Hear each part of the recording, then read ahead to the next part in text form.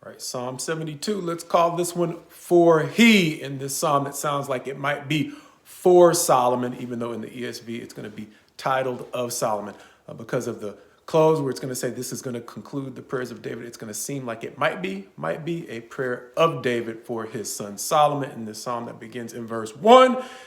as a prayer. Give the king your justice and righteousness for a purpose, because in verses 2 and 7 is going to say, so that he may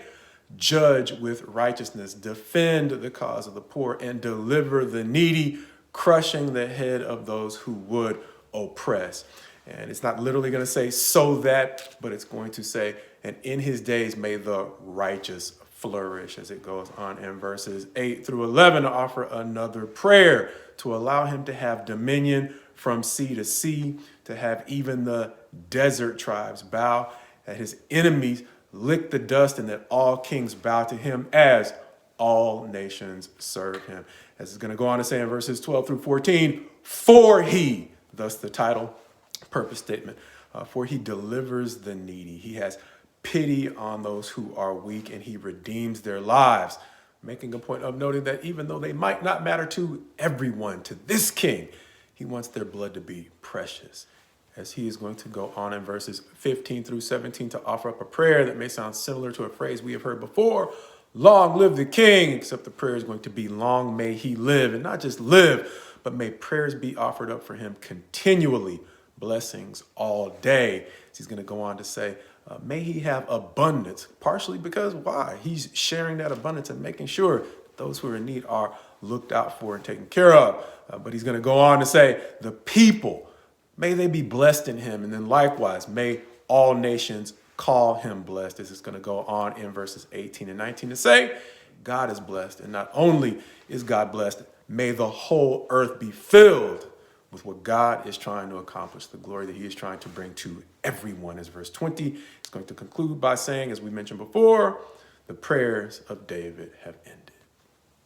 At least two things from this psalm having caught my attention, and that being the way in which the first half seems to have David praying for his son to be a blessing. And by the time you get around to the end of the psalm, he is praying for those whom his son has blessed to offer up continual prayers that he be blessed, reminding me of at least one other thing that caught my attention in verse 9, that being, may desert tribes bow down before him. And that reminded me of the way in which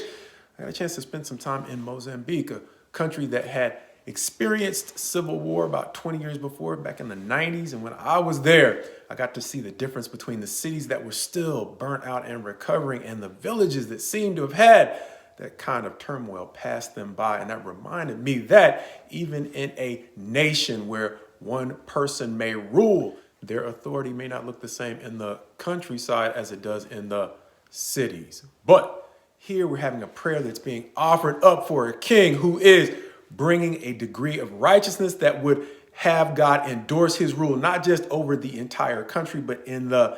depths of those places, the outlying areas where, as powerful as the king might be, his influence might not have the same depth it might in the cities. And so understand how this psalm might be another example of something we have mentioned in the past, that being